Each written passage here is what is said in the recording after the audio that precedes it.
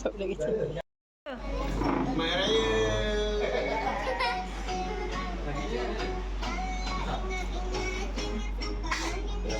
Kau mari ni bagi.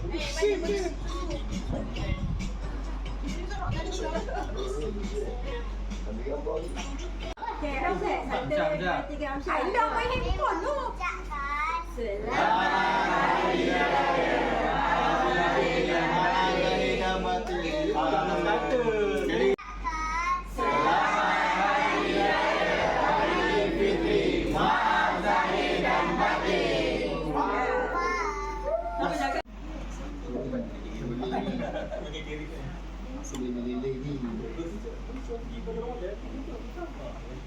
Dia duduk kroni dia je.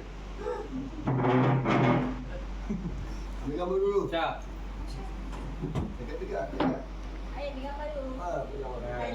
Macam-macam pada cakap malu-malu.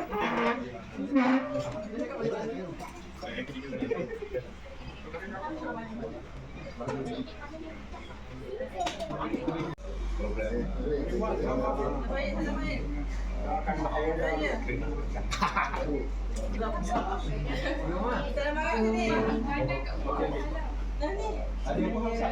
Ha? Dia nak tulis. Nak gerak ke ulang tu? Ha? Gerak ke ulang?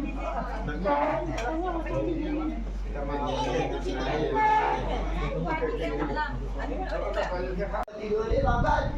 Ya. Kita terus bayar dah tengah panas kat jabatan sana. Yang boleh masuk hari malam. Itu tu. Kalau lepas tu dengan terawih. Terawih tu kembang dekat dataran tu lah. Sampai depan baru lah. Jauh dulu. Ada saya.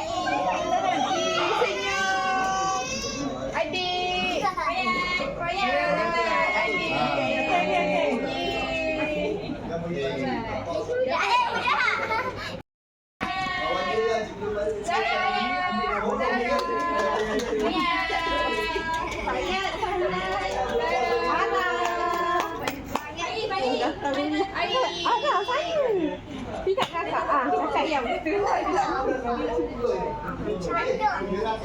Duduk. Dia nak pakai payah.